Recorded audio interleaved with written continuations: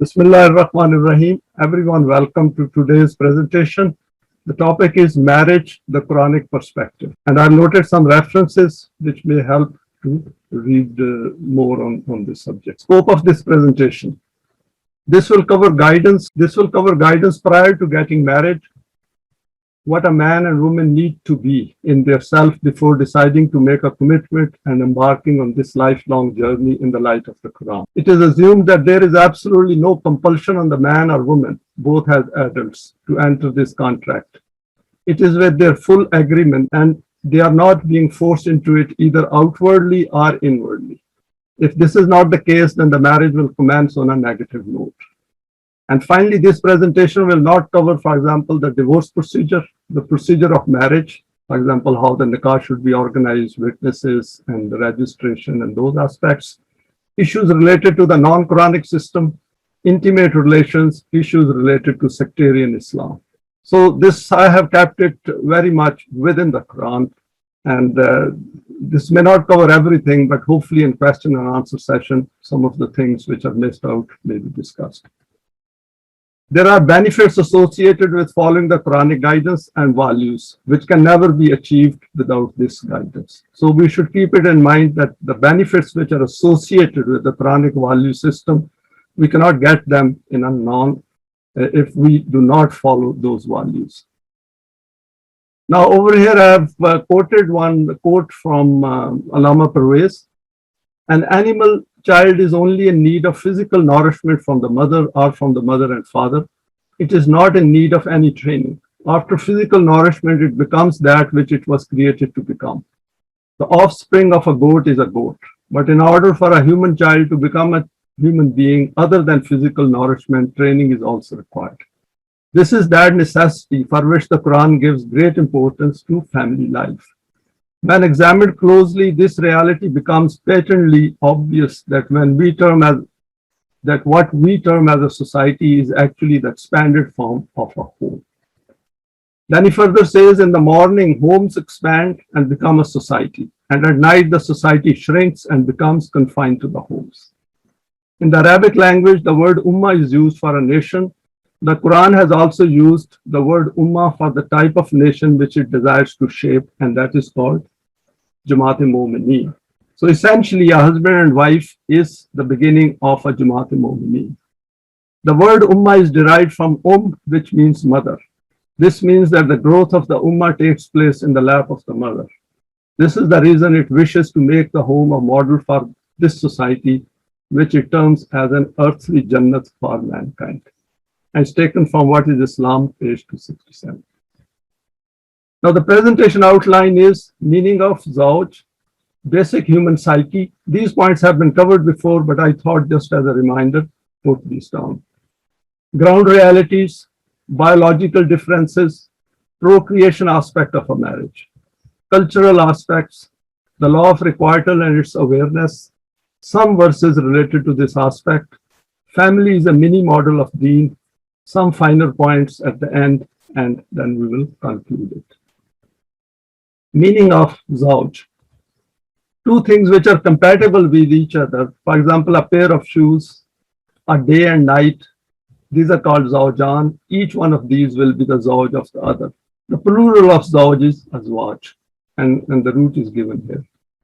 The real meaning of Zauj is a pair as opposed to an individual person. That is, it's not about one person.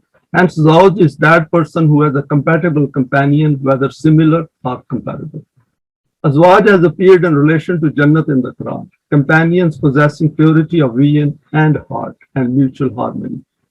It includes husband and wife. When two things are such that one cannot be complete without the other one, this is called the Zauj of the other. For example, two wheels of a vehicle are called Zauj of each other. From this meaning, Azwaj means those companions who have similar thinking, values, and outlook. This includes both man and woman. According to the standard of the Quran, a husband and wife have to be the closest in thinking and outlook. Therefore, a husband is Zauj of his wife, and the wife is Zauj of her husband. And for this reference, also please, you can look at Lugatul Quran. Now, the next topic is basic human psyche. Man and woman need to know. Now, this will help if we know that what is our default position without guidance. First is that desires, emotions, and intellect, these are interconnected. That is outside the guidance of Wahi. We have desires, emotions, and intellect helps us to accomplish the desires and emotions. If we remember, Dr. Hamid Mia covered this aspect in his presentation quite well. Biological aspects of being man and woman, they have different roles while possessing the same self. So we should remember this, that both have same self, though they have different physical selves or physical bodies. Each individual thinks of his or her own pleasure and wishes to minimize their own pain. Now, this is our default position, and this is the state we find ourselves in this world where everyone is pursuing their own desires. Our existence is very much deeply seated in our physical makeup. And because it's a default position at that, we are very much concerned about our appearance, our outlook, our figure, color, race, gender, strength, psyche, etc. We have certain default traits and thinking patterns which affect our choice and intent, i.e. decision making in our daily life. Most people are not fully cognizant of the existence of the law of requital and its functioning. Generally, people know that there is cause and effect working, but they are not definite about it. And even those who are definite about it tend to forget about it. We recognize bad more than good. An important point to be kept in mind in a mutual relationship, to keep reminding oneself all the good in the marriage partner. So this is another important point. There was a study which was carried out back in, I think, 2001. And I read that, in which they said that those marriages in America survive which have 5-to-1 ratio of from good to bad. That is, there should be 5 times good and 1 times bad. And it said that where it falls to 4-to-1 and 3-to-1, then the marriages start crumbling. And this is an important point, because people at times leave each other, husband and wife, they leave each other on sometimes a very minor point. Now, the basic limitations and weaknesses as listed by the Quran. This helps to monitor progress in the development of the self.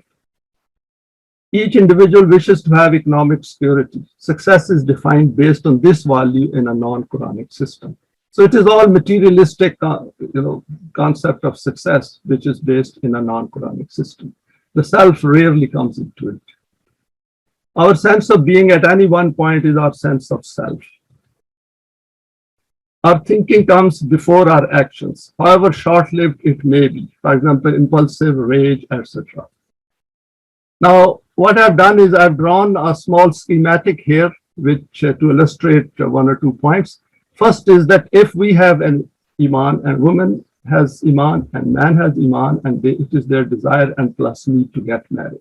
So it is their choice. If they want to get married and they have Eimaan, then this is how it proceeds. And through deeds, they come together and do amal saleh, and they have some kind of self development. And that is a certain status of their self. Deciding to marry as adults using free will, no compulsion except Eimaan and common values. Both come from different outlook and family values. Eimaan is required. So over here, I put down some thoughts on it, that this is how one should be looking at their marriage, how it proceeds. And then there are 2 families essentially backing them up. They also come into it. So marriage is not essentially one man and one woman. There are associations on both sides, and we should keep those in mind. Children and their education, training, and self-development, job, and then helping in their life. Quran and the development of the self for Deen. So all these aspects, we should keep it in mind, that children will come, their education and training will come, and these 2 families will also influence. So it is not just one man and one woman coming together. There are associated issues. And over here, I put down external effects, and the time of this marriage could last between 20 to 60 years. Nearing end of physical life, looking back at achievements of life, how many are according to the Quranic value system, balancing of deeds? So what I've done over here is that it is seldom, this aspect will seldom cross their mind. In fact, never crosses their mind, because they are young and they do not think of the last stages of their life. Whereas if we look at it inversely, we should look at this aspect as well. that all this appearance and attractions, they will all disappear at this stage. So if we want a better life here, where everyone has followed the Quranic value system and they are ready to move on to the next one, then what is the stage here? So if we keep this in mind and work backwards, that will help to understand what the Quran is trying to convey to us. Now, some basic default states which we have shared before as well. Man was created weak. Man is the creature of haste. So in marriage, we can't be hasty. We have to think through it. For man is miserly, and also we cannot be thinking of as an individual. There will be points, particularly where husband and wife are working and they have a reasonable living as well and income, then these issues will come into it. He was indeed zalim and jahil, so we should not be unjust and we should not be ignorant. Lot of knowledge we have to acquire. Man has no nature, we know it. Man is competitive in material things. Now, this is something which is important in our mind, that when we are on this path, even on individual path, we should keep this in mind, that the aim of our life should not be this, but we should keep these conveniences in our mind. Man thinks his life in this world is play and amusement. Man finds attraction in riches, children, spouses. Quran has frequently referred to it in various verses. Man shuts down his heart, mind, hearing, eyes from truth. Man follows the wrong path for a long time, then his heart can become hardened. Very important, this point is that we should keep it in mind that psychologically, whatever path we follow, this path has serious consequences on our psyche. Prefers this life over the life of the hereafter. Man forgets his accountability. This point will be covered in more detail slightly later. Man gives less to others and takes more. Very important. We should always think of, in a husband-wife relationship, within the family, with the children, we should think of others more than us. And that is the sense of sacrifice we need to create within us. Indulges in vain talk and thus remains oblivious of the purpose of his creation. A lot of fights take place because of this vain talk. If we are very aware of it, then we know what we are talking, and it should be very deliberate. In a position of power, forms parties and divides mankind. Subjects equal human beings to tyrannical rule. So this tyrannical rule can also come into the family life if husband is, for example, not observe certain value system. And over here, I put down some of it. Through Eimaan, we will desire to grow out of these limitations and weaknesses. Firstly, by recognizing these and their effects on us as well as on the world. And over here will be our spouse. And secondly, by using the guidance of the Quranic value system, acquire and develop a self based on our efforts and achievement. We have gone through these points before as well. I thought just to remind ourselves and set the scene for the subsequent slides, it will help. Now, I've drawn another schematic here, which I thought will help. And first is that there are basic default position of each human being is human beings follow their desires using their emotions, feelings, sentiments, and their intellect helps them accomplish this. Human beings stay in an emotive state when not fully conscious and aware. For example, at home and the company of friends or social circles, they have less rational thinking. Family conflicts occur in this state. So this is the state where we have to watch out. For example, if I'm doing a job, at the job, I'll be very rational thinker, because I know if I'm not a rational thinker and not doing my job, I can be fired. But the moment we return home, we lose that higher level of awareness, that rational thinking, and become emotive. And that is where the problems then start. The expectations sometimes also create problems. And we should keep it in mind that family life is also like a job, where we have to think very deliberately and remain at a very high level of self-awareness. Now, next is human beings become rational thinkers when are in a more thinking mode. In their job, for example, business or outside in public domain. This is required as they know the consequences of becoming emotive. However, they still are within the domain of rational value system. So our life of most human beings is between this stage and this stage. So they do not go beyond this stage, which is the next stage is domain. This is the stage of relative values. The next stage, there is an invisible barrier, and that stage is the Quranic stage. That is, we have to make a deliberate effort to go through this barrier into this stage. The transition to the Quranic permanent values only occurs when human beings make a deliberate decision to acquire Eimaan first and then do Amal Saleh. This is an optional stage. Seeking guidance is the first step in this. So the benefits which are associated with this stage, we cannot get those benefits by remaining at these two stages. So we can see that once we reach this stage, we will understand both of these stages as well. So we get a very high level of self-awareness. Now, what are the ground realities of living in a non-Quranic system?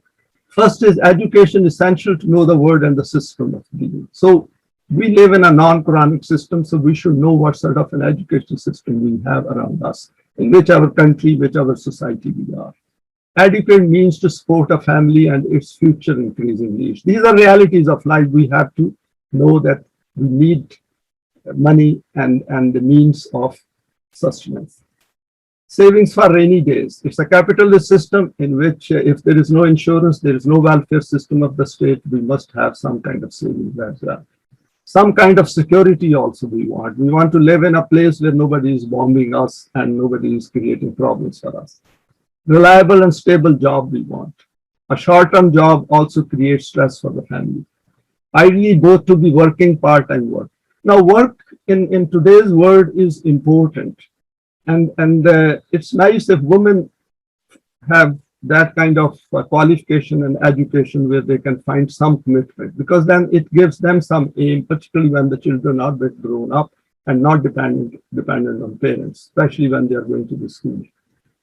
Family support to bring up children, husband, wife's parents. So over here, it is important that despite being Momineen, we require physical support from parents and from the wider family.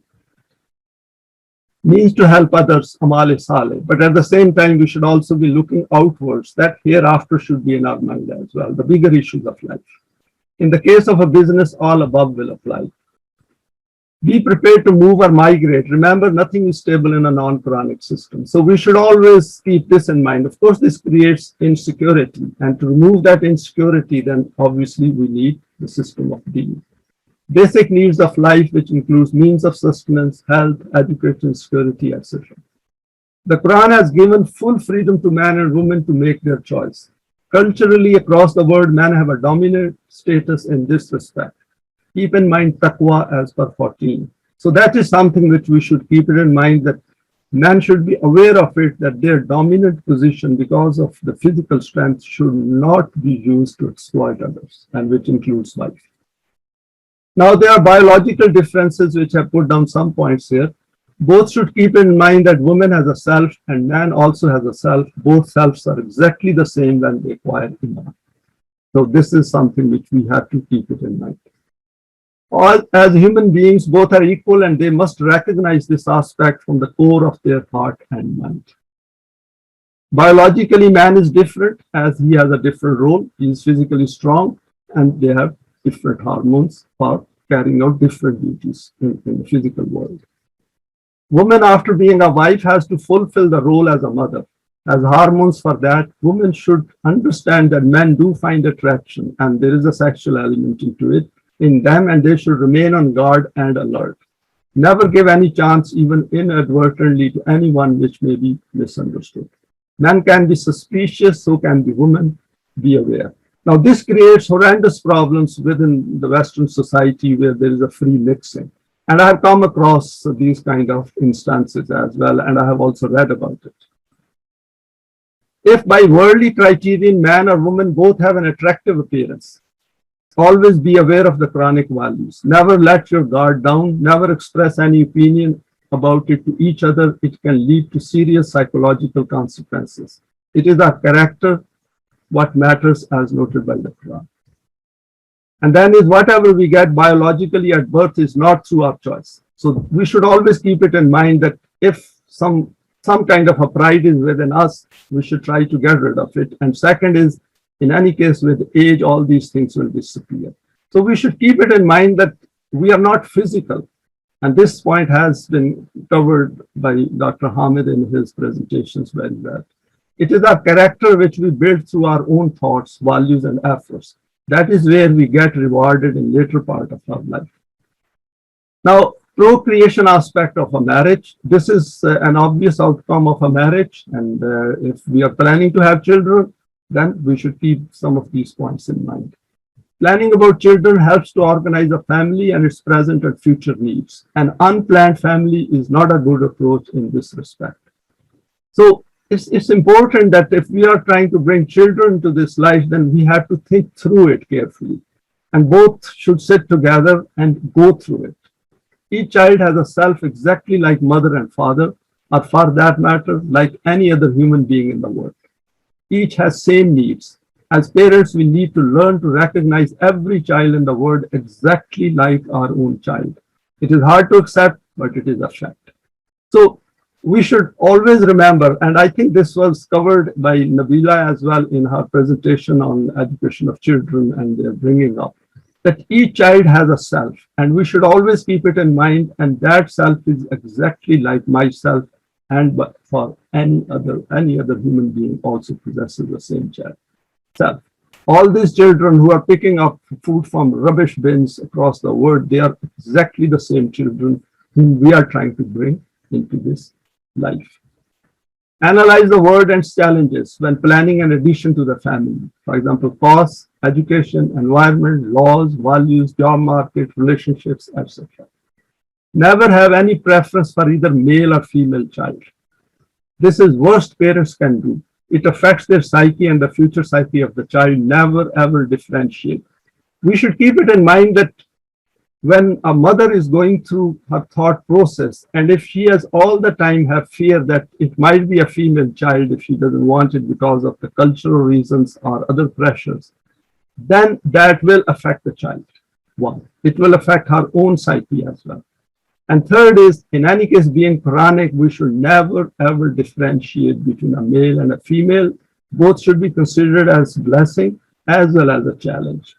And never ever point it out to the children as well.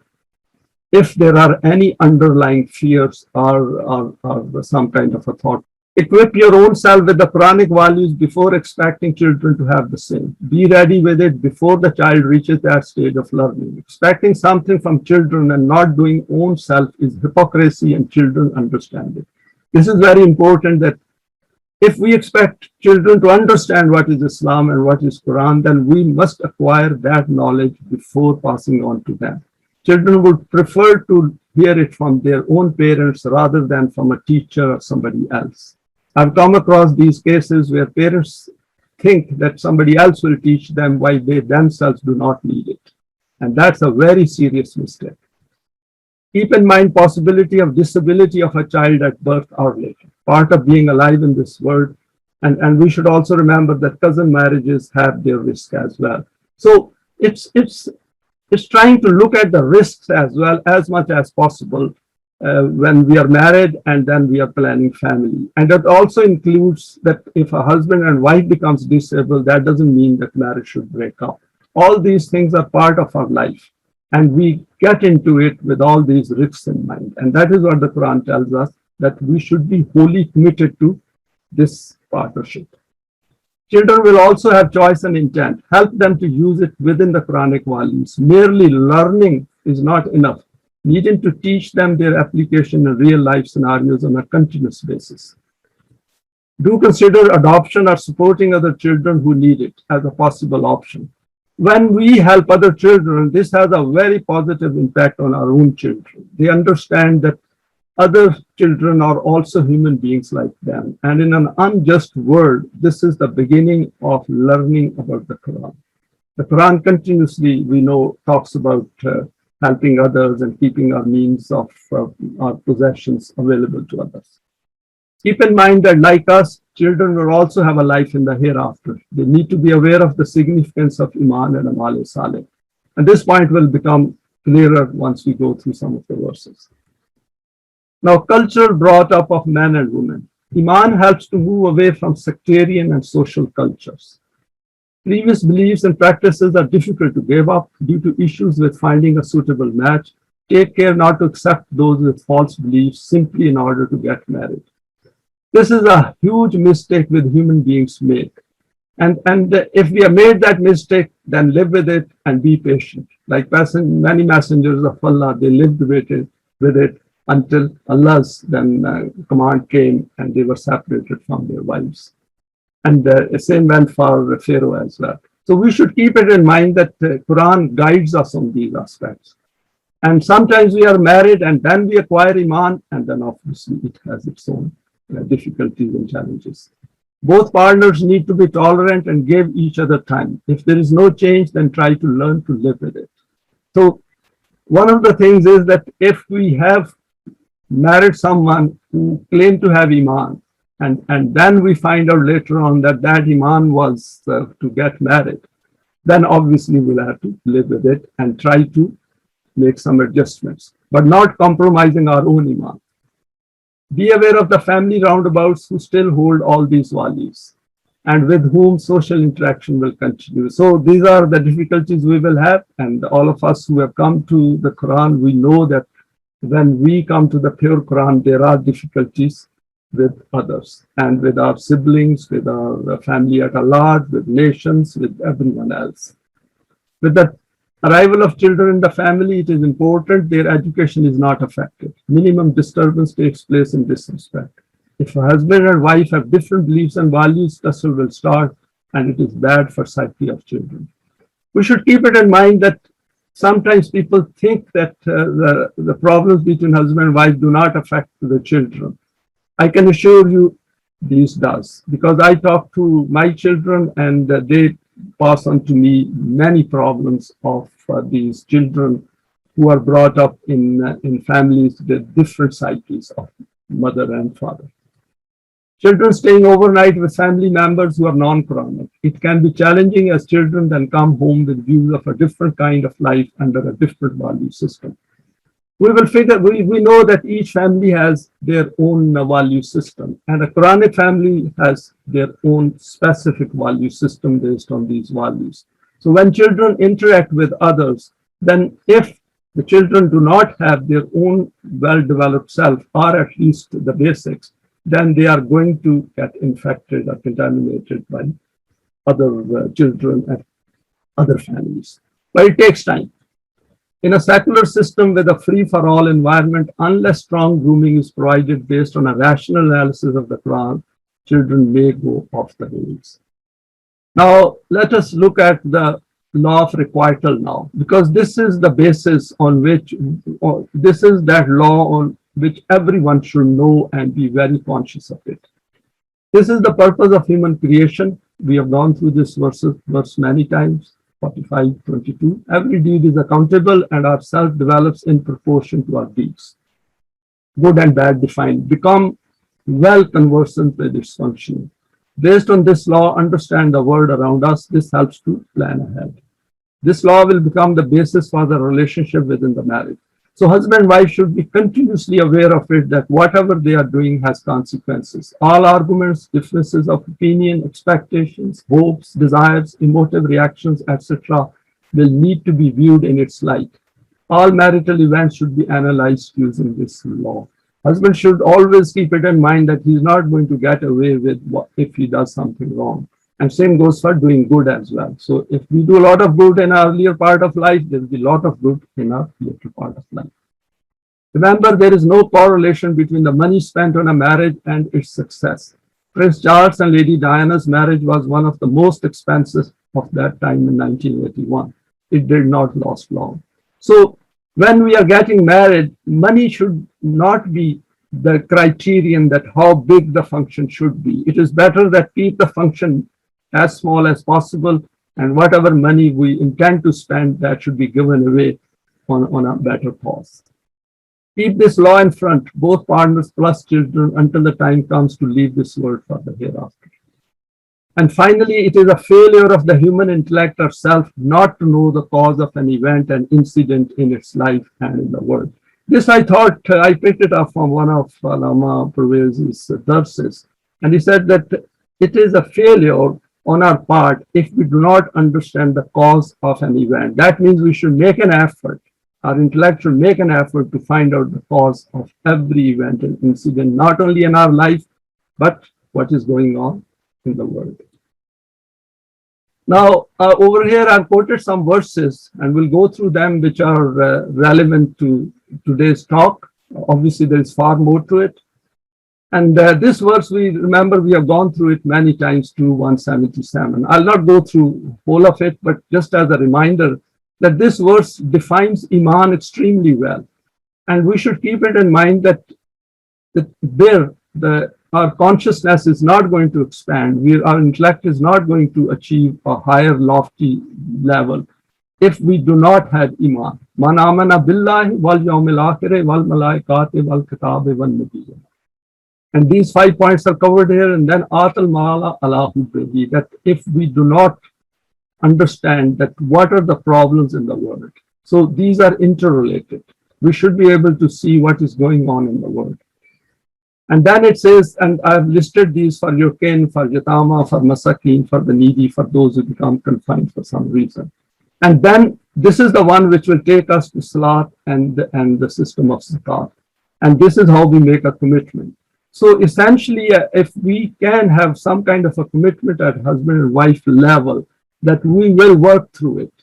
And this will have two things. First is we will understand what Eimaan is and we will acquire it.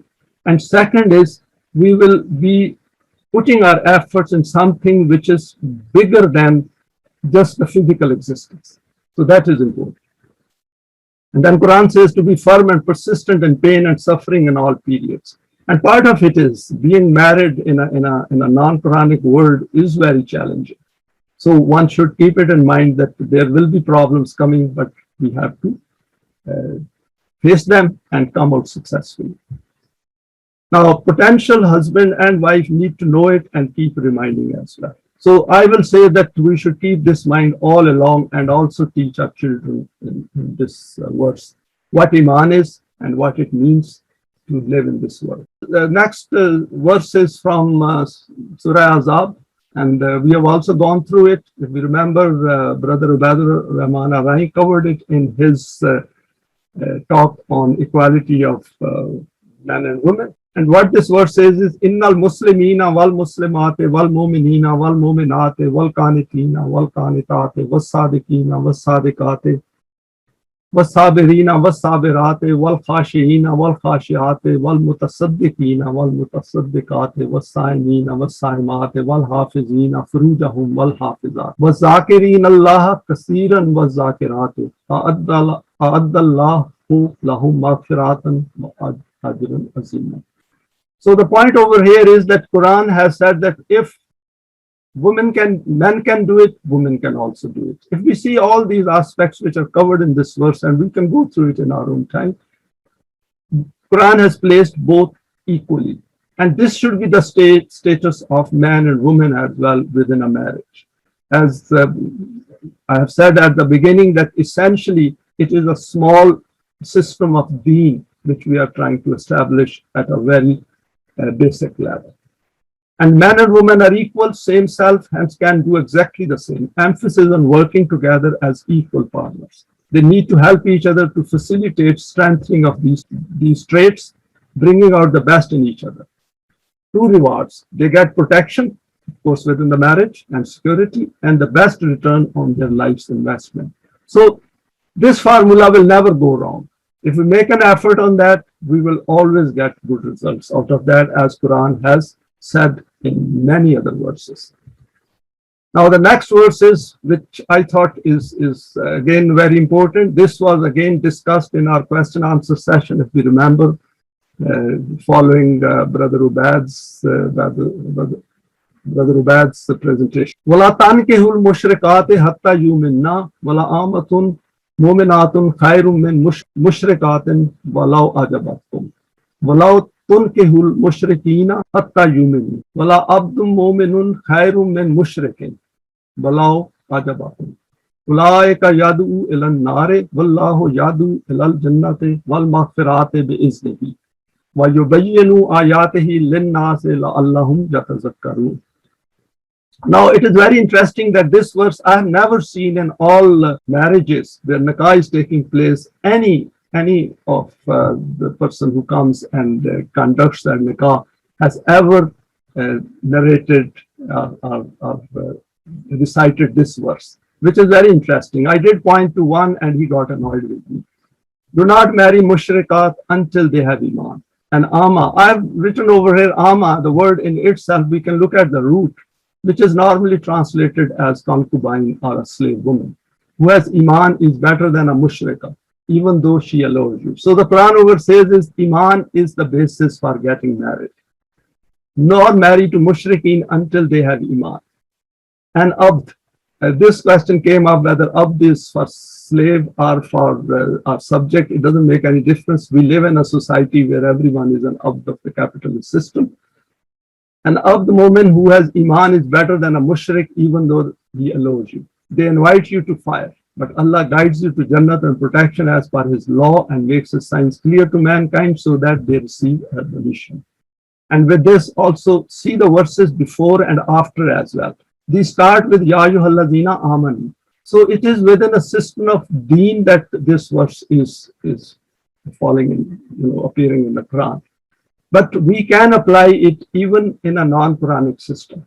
Because if Iman we have, that is one ideology, if both husband and wife have same ideology, then the life will turn out to be very good as they live their life. Emphasis on sharing of the same ideology, as I said, at the self's level, taking away from appearance and other physical attractions. See how Allah has taken away everything which one gets in the physical form as from parents. So all physical attractions have been taken out and whole emphasis is an ideology that is focusing on human self. Rational thinking and intellect come into it in relation to Quranic values and their understanding. And it is a fact. Human beings need to be appreciated for their intellect rather than their appearance. And if our intellect is based on Iman, then that is a very high eminent status we achieve. And this is where the Quran puts a very big value on each self, which is Momin. Long-term view taken based on the law of requital, development of the self, the life in the hereafter, and the establishment of the system of Deen. For example, fire created by the non-Deen system is fear and grief in relation to protection, and etc. So we need to go through this verse few times, and when the children start growing, we should teach them as well. Now, verse using a metaphor. Nisaukum harthun lakum fatu hartakum anna shaytum wa qaddimu li anfusikum wattaqullaha wa alamu annakum mulaquhu wa bashshiril mu'minin. This is a very interesting verse which is quoted in our question and answer sessions as well. And first I will read the normal translation. Your wives are as a tilth unto you, so approach your tilth when or how you will. But do some good act for yourself beforehand and fear Allah and know that you are to meet Him and give glad tidings to Momineen. I was very uncomfortable with reading this verse for some time. So then an opportunity came and I discussed with Brother Asif Jaleel, and he's very learned. And we came to this alternative meaning. Your women folk are like your agricultural farms, so invest in their selves, education and training, zakat, to get the best product. This way send forward for the system of Deen for yourselves and become muttaqi as directed by Allah. And know that you are to meet Him as per law of requital, and there are glad tidings for Momineen. See, over here it is pointing towards a system rather than that sexual element which the normal translations are bringing into it. And we can discuss it further. If they establish the system of Deen based on full involvement of women folk, not the way it is now. So women are an extremely important part of system of Deen where they provide education and training to children. And if they have Iman and Amal Saleh and a very developed self, the whole situation changes. So when Quran says Le anfusikum, where nafs is coming into it, then we should look at it in a very precise and minute detail that what exactly Quran is trying to tell us. And if we look at the verses before and after, as I said, from 218 onwards, we'll see that everything falls into place, but this meaning rather than the first one. So another verse which needs our attention as well, very brief. Al-yawma uhilla lakum al-tayyibatu wa ta'amul lazina utul kitaba hillul lakum wa ta'amukum hillul lahum wal musanatu minal mu'minati wal musanatu minal lazina utul kitaba min qablikum idha ataytumuhunna ujurahunna muhsinina ghayra musafihin wala muttakhizi akhzani wa man yakfur bil iman faqad habita amaluhu wa huwa fil akhirati minal khasirin. Now, this is the normal translation over here. This day are things pure made lawful to you. Not a subject of today's talk. The food of the people of the book is lawful to you and yours is lawful to them. Allowed are chaste women. So this is the important point, that allowed are chaste women who are Mominat. See, the condition over here is Mominat, exactly what is stated in 221, Surah Baqarah's verse.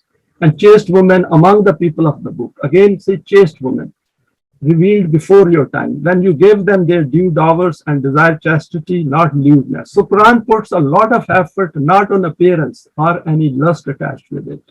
No secret intrigues. If anyone resorts to kufr, fruitless is his effort. Imagine this whole thing, if not followed, and in 221, then we are essentially heading towards that. And in the hereafter, he will be in the ranks of those who have lost. So this is important, that we should keep it in mind, that what is the emphasis of the Quran in terms of the relationships between man and woman. Food allowed to facilitate interaction. This is part of the system of Deen, dissemination of the Quranic message. Now over here, I have put down some important point here. For marriage, it must be based on Eimaan and chastity. If women of the people of the book do not accept Eimaan, then it is not applicable. This will contradict 2:1, which we have gone through earlier, and what is stated earlier. Permission given in relation to those given the book is not a command to do so. So over here, I have read quite a bit on this as well from Allama Parvez, and the level to which Allama Parvez attached these things, nobody else has done it, at least not to my knowledge. So what is stated over here is that it is a statement within the system of Deen, that if they are Utul Katab, those women who must be Muhsanat. But my view is that if we say they are without Eimaan, then they will contradict this verse, 2:1 of Surah Al-Baqarah. But I leave it to everyone else to think about it. My own view is, after reading this guidance, never ever go for someone who doesn't have Eimaan. Doesn't matter. That should be the bottom line, which should define the religion. If this is not followed, then deeds will go wasted. Declare this to be kufr. Imagine how over here, waman yakfur bil iman, and Quran says, faqad habita amaluhu. It is not to be taken lightly. It is not a joke. Hereafter depends on this. If this is not followed, then this is declared to be kufr, no substitute. Now, next verse is, Bashiril lazina amanu wa amilus salihati anna lahum jannatin tajri min tahtiha al-anharu kullama ruziqu minha min samaratin rizqan qalu hadha allazi ruziqna min qablu wa utu bihi mutashabiha wa lahum fiha azwajun mutahharatun wa hum fiha khalidun. Now over here, the word which is important is wa lahum fiha azwajun mutahharatun. That if we do amanu and amilus salihat together within a system of Deen, by coming together, then obviously there are great benefits attached with that. And that is Qul aw nunabbiukum bi khairin min zalikum lillazina taqaw inda rabbihim jannatun tajri min tahtiha al-anharu khalidina fiha wa azwajun mutahharatun wa rizwanun min Allah wallahu basirun bil ibad. See, azwajun mutahharatun is linked to rizwanun min Allah. So that is the thing which I thought from this verse comes out very clearly. Whatever we are doing, coming together should not be taken lightly. This has consequences, and those consequences are that if we are working for the system of Deen, that is how we should view the marriage relationship. What could be one best day of your life? This aspect in question and answer, if I had time, I will explain it. There is a psychologist, his name is Raj Prasad, and he said something on this in one of his books. Verses setting priority right. Now, this is a verse from Surah Tawbah, and if we should keep this in mind, that whatever we are doing has consequences. قُلْ إِنْ كَانَ أَبَاؤُكُمْ وَأَبْنَاؤُكُمْ وَإِخْوَانُكُمْ وَأَزْوَاجُكُمْ وَعَشِيرَتُكُمْ وَأَمْوَالٌ اقْتَرَفْتُمُوهَا وَتِجَارَةٌ تَخْشَوْنَ كَسَادَهَا وَمَسَاكِنُ تَرْضَوْنَهَا أَحَبَّ عَلَيْكُم مِّنَ اللَّهِ وَرَسُولِهِ وَجِهَادٍ فِي سَبِيلِهِ فَتَرَبَّصُوا حَتَّى يَأْتِيَ اللَّهُ بِأَمْرِهِ وَاللَّهُ لَا يَهْدِي الْقَوْمَ الْفَاسِقِينَ. So we can read through this verse. What Quran is saying is that your priorities should be right. And whatever we are doing over here, we should be always aiming for this, that we had to work for the establishment of the system of Deen. It is not merely coming together, even like this platform we are using and coming together, we should keep it in mind that we have a very high purpose in front of us. Otherwise, we'll end up in formal fasiqeen. Wallahu ja'alakum min anfusikum azwajum wa ja'alakum min azwajikum banina wa afadatan wa razaqakum min al-tayyibati. Afa bil batili yu'minuna wa bi ni'matillahi hum yakfurun. Over here, Quran says Allah made for you mates of your own kind. Of course, Allah relates it to Himself and made for you out of them sons and daughters and grandchildren. So Quran says that whatever you are doing, you're bringing up children, fine. That is part of biological requirement as well. But remember, and provided for you sustenance of the best.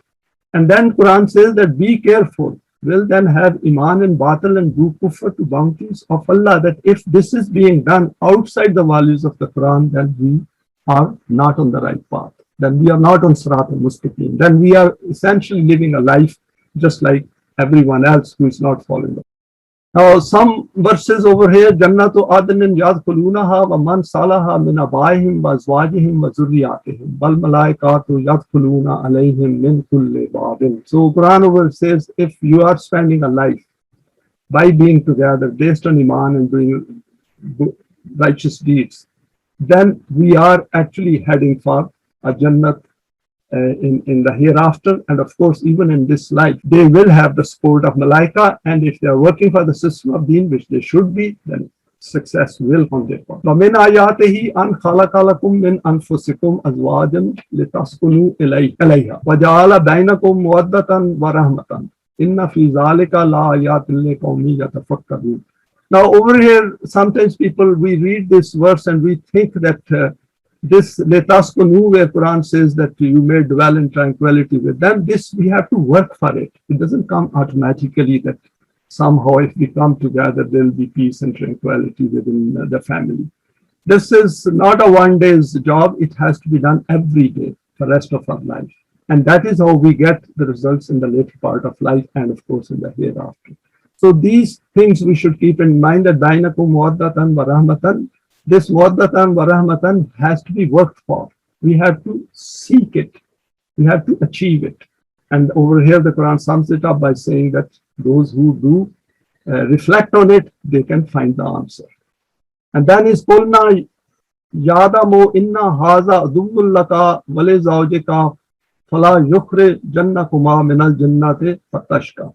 So over here, this in fact relates to this as well. We can look at it, that this is in relation to Adam and his wife at the beginning. If you remember, they both got out of the Jannat, the metaphorical Jannat. And over here, Quran says, "O Adam, verily this is an enemy to you." That is their own desires, which is portrayed as Iblis and Shaitan, and your wife. So let him not get you both out of Jannat, so that you are landed in misery.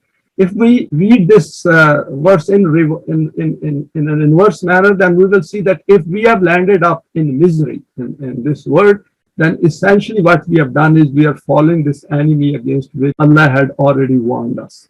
So we should look at it that if we want, we can create this Jannat through this litaskunu bainakum mawaddatan wa rahmatan, through our own efforts. So whole of this presentation is about that. And of course, once we read the Quran, we should keep it in mind that how are we going to create that peace and tranquility to which Quran is repeatedly inviting. Now over here, there are some verses which have some relevance towards the behavior and environment. In al-lazina yarmun al-musanat al-ghafilat al-mominat lu'inu fid dunya wal akhirat wa lahum azabun azim.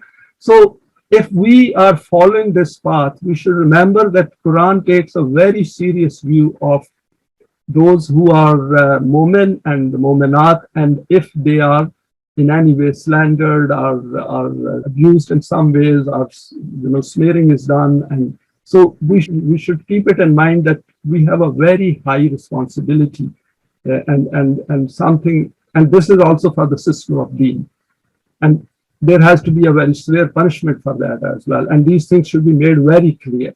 So Quran takes these things very seriously. So in relation to that, we should try to understand this point and our own significance as Momin and Mominaat. قل للمؤمنين يغضوا من أبصارهم ويحفظوا فروجهم ذلك أزكى لهم إن الله خبير بما يصنعون. Now, the next verse is about women as well. I thought just to share one verse. Say to Momineen that they should lower their gaze and guard their modesty. See, over here, Quran makes it very clear that there is no face covering. The issue, all issues are created by our own system, the man-dominated system. Over here, Quran says that we should keep our eyes and our own perceptions and our own inner thoughts within our control. Absarihim. It's not about that we can let them go right and left and whatever we think. Once we have Eimaan, then we should be all the time guarding it. And from there, then we guard our modesty. See, Yahfazu Furujahum. Zalika azka lahum, and this is how Yuzakki him will take place. So these things should not be taken lightly. And Allah Khabirum bima yasnaun, and by saying yasnaun, Quran has clearly said that whatever your mind, your intellect is doing, we know it will have an effect on your psyche. So if we are thinking of developing ourselves to a very high level, then we should guard against this aspect.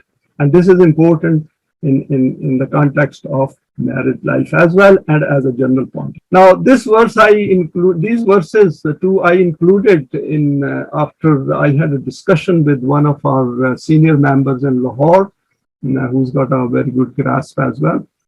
And he told me something very interesting. It was after our convention in 2019.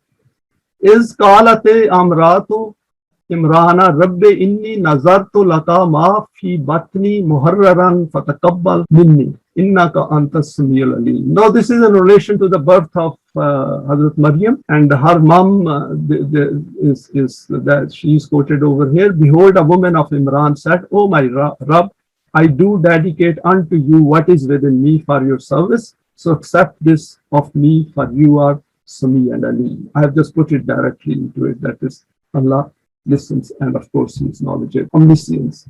Now the point over here is that mother of the Maryam is thinking that whatever the child she is carrying will be dedicated towards Allah's path, and it indicates that she might have some kind of an inkling that if it is a boy. Now what Quran says is falamma waza'atha qalat rabbi inni wazatuha unsa. So what happened is that a girl is born. Wallahu a'lamu bima waza'at. And Quran over here says, which I have highlighted, that Allah knew what she is going to bear. And the beauty over here is, which we might not have noticed, وَلَيْسَ الذَّكَرُ كَالْأُنْثَى. Quran does not say that the woman cannot be like a boy. The Quran over says this, the boy cannot be like a woman. So this is the point I thought, which Brother Allah Ditta in Lahore pointed to me.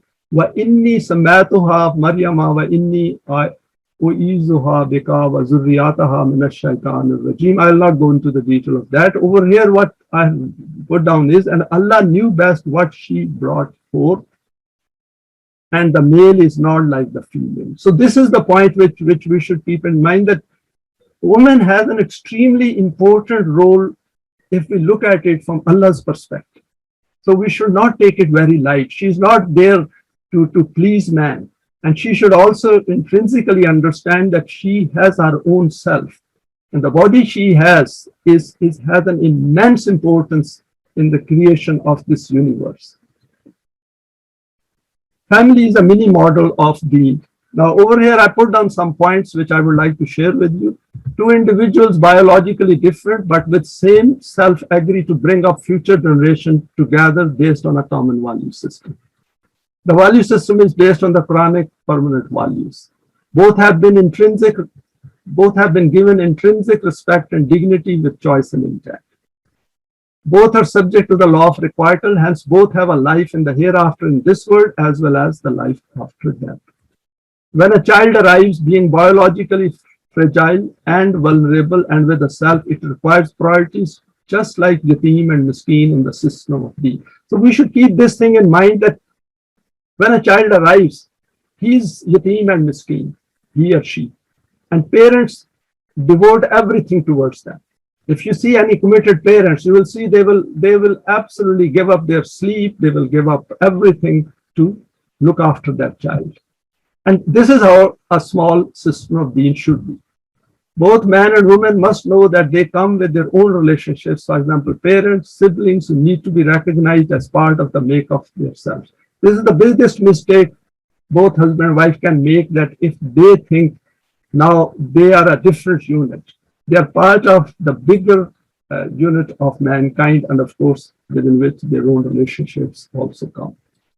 Both start with limited experience of life. However, the Quranic value system provides assurance of the hereafter, both in this life as well as in the life after that. Now, verse 2, 103 is very much applicable here. If we remember, Quran has said, وَتَعْصِمُوا بِحَبْلِ اللَّهِ جَمِيعًا وَلَا تَفَرَّقُوا, that you hold on to Allah's rope and do not be divided. Do not be divided. وَلَا تَفَرَّقُوا. It's very much applicable to both husband and wife. Same goes for 238, that the Quran said that once the guidance comes to you, once Wahi comes to you, if you follow it, you will have no fear and grief, i.e. freedom from fear and huzn within the four walls of their family unit. So if we can experience that within the system of mini Deen, within our family, then we can apply it to a wider world. Even perceived fears from each other should not exist. They have to work for this. We should remember that if there are reservations in the heart of a wife or husband about each other, then that family needs to do something about it. Both husband and wife, being Momin, will have relations around them who may not have an interest in the Quran. There is bound to be tension because of this. Learn to cope with it. First stage is to be aware of it, and secondly, to avoid any unnecessary argument. However, making opinions cannot be avoided. Need to exercise self-control. So we don't live in an ideal world. And there will never be an ideal world. Deen will also be a struggle. There will be challenges. So we should keep it in mind that this small mini Deen model which we are trying to create, it is part of a bigger model and living in a much wider world. And it will have opposition. It will have challenges from outside, as the real system of Deen will also have. The Islamic system is the replica of a family at a fundamental level. Weak take priority over those who are strong. Equality is maintained all the time, and self-development is the focus of attention of everyone. Parents and children are equal citizens of this mini state. The law of requital is kept in mind, and both refer to it frequently. Whatever is planned, discussed, and executed, the potential short-term and long-term consequences are kept in view. The hereafter is part of this computation. So hereafter should always be at the back of parents, and once the children start growing, they should also make an effort to keep it in their consciousness. The family environment should be organized on the Quranic value system, which can help children become those Momineen who can establish the system of Deen. Having complete Eimaan to be able to achieve it even in an environment of complete kufr. Now, this is something which I put down with this idea in mind, that we are making an effort to work towards the system of Deen. We are not happy with the world which we have around us. We want it to be replaced, a world which is free from fear and huzn. Now, if children are taught these things right at the basic level, then it is a good possibility that if they come to this side, they can work, and with less handicaps, they might be able to work towards this system, and things might even get better during their time. So it is in our interest that these children should make an effort in this direction, and it will definitely benefit them individually as well as collectively as married people. Needs should be kept to the minimum, and children should see both parents committed to helping others with money so spared. A balance to be kept in view. This brings thoughts of fellow human beings who are victims of the man-made system.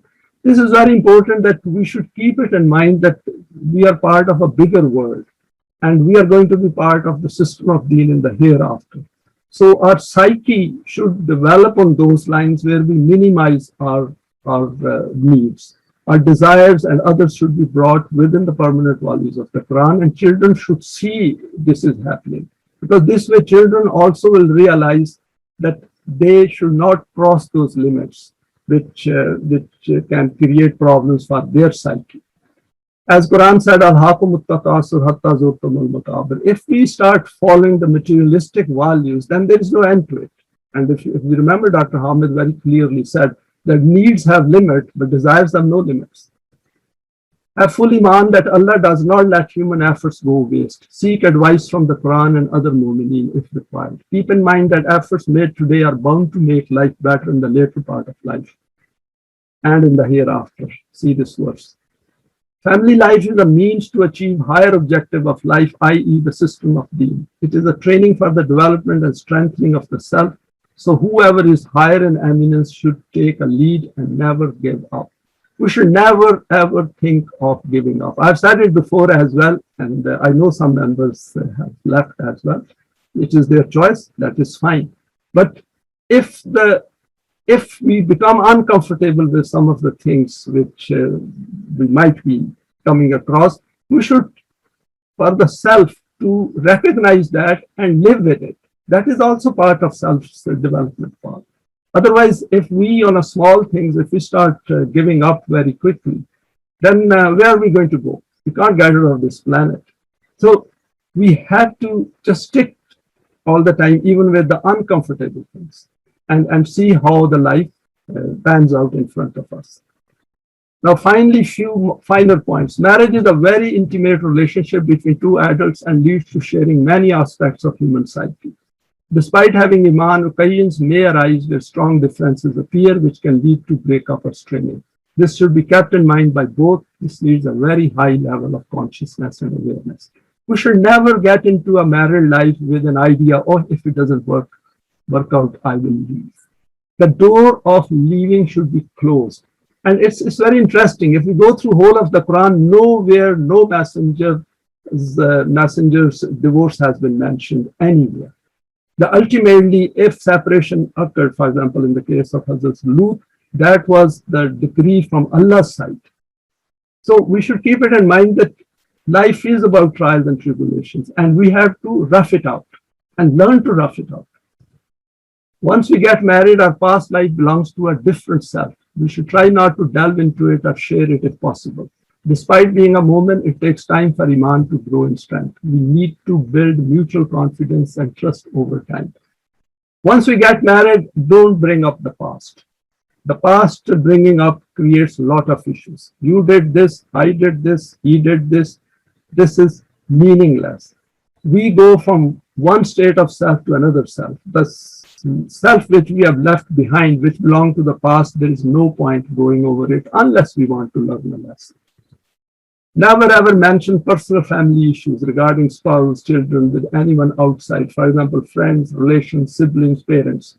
Differences will arise, but hold on to these and with time these settle down.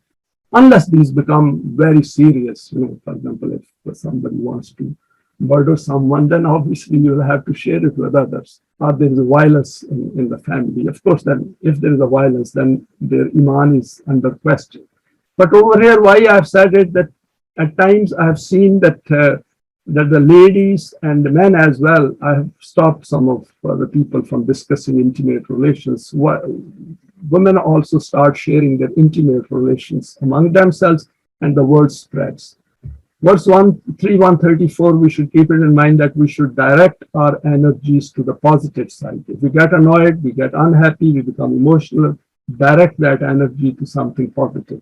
And this point was very well covered by Dr. Hamid in his presentation. Keeping family secrets within it strengthens the relationship. In any case, Quranic people should avoid sharing with those who are non-Quranic. This is the bottom line.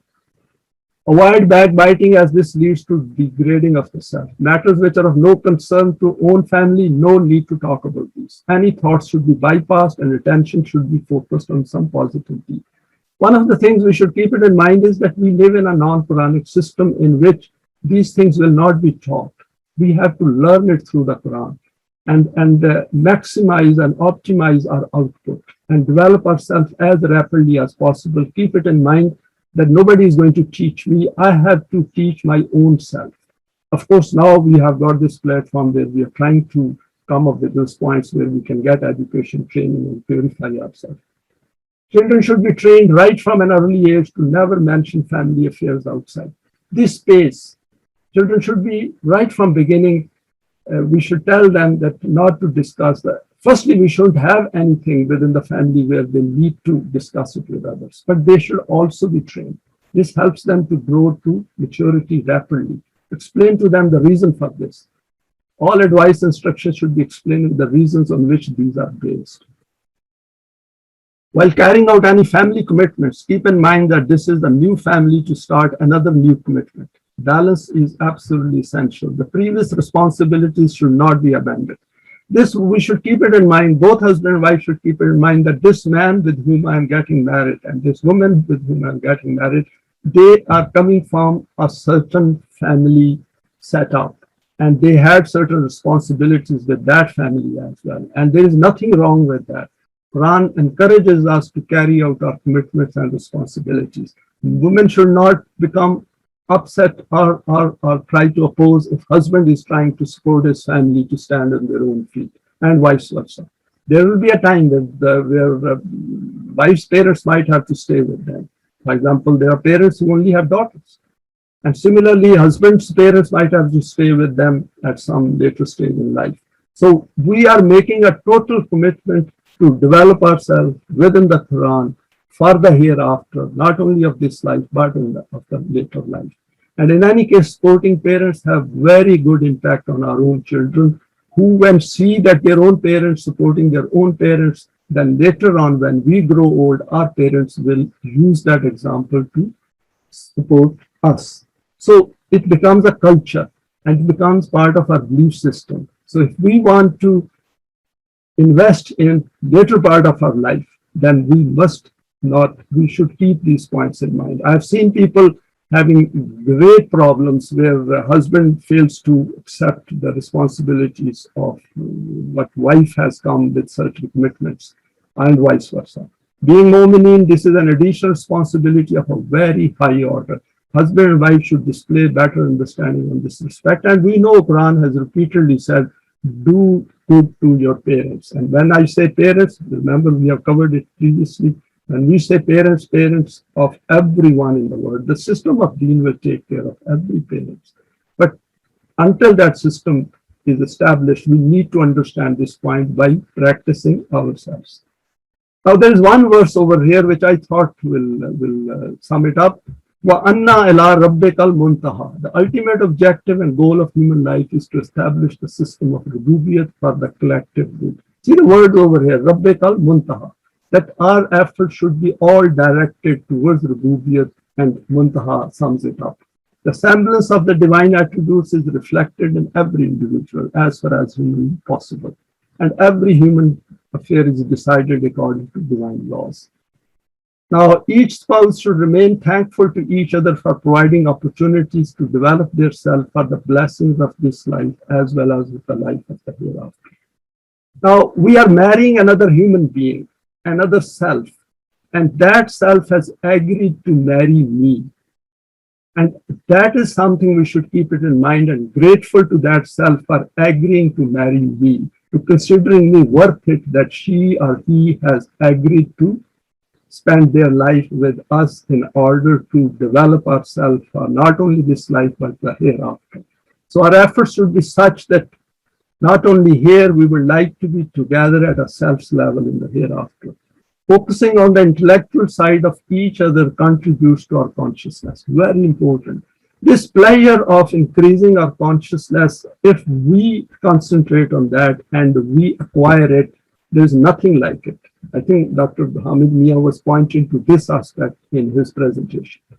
Focusing on the intellectual side of each other contributes to our consciousness and its expansion. And we start to appreciate more and more the magic of human creation by Allah. This also helps to solve human problems. See, if the spouses look at each other at a self level and their intellect, that is where we really start to appreciate what a beautiful creation humans are. Conclusions.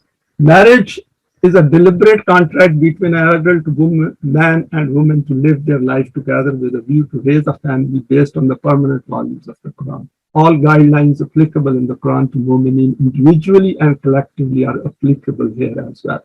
So whatever Quran states about Momineen in the Quran, we have seen that verse of Surah Ejaz where Quran has said what man can do, women can also do. So we should keep it in mind that essentially whatever is applicable within the Quran is applicable to husband and wife. As a guide, we have shared some salient points related to men and women who wish to start a family using the Quranic values. The foremost is that both man and woman must have acquired Eimaan and understand its connotations in detail before embarking on the path of life. Great if we can do that. If we cannot, we can always do it later on as well if we intend, if we make a choice. Both husband and wife need to have a reasonable understanding of their own psyche as the possessor of the self, and then should know the functioning of the law of requital and the impact of human thoughts and beliefs on the human self. And lastly, ideally, they should read through the books of Allama Parvez. And I have recommended here, what is Islam? The life in the hereafter, what does the Quran say? The human self and Iblis, letters to Tahira and letters to Sleep. These are very good books on this various aspects of Islam and many aspects of the Quran. And we should push ourselves through these books. They are, I agree, sometimes we can say that these are dry books, but then it is our life. It is worth investing in our life by going through these books so that we start on a very high plane when we are making an effort to get married. And we should take it very seriously. And thank you for listening to this presentation. Go to question and answer.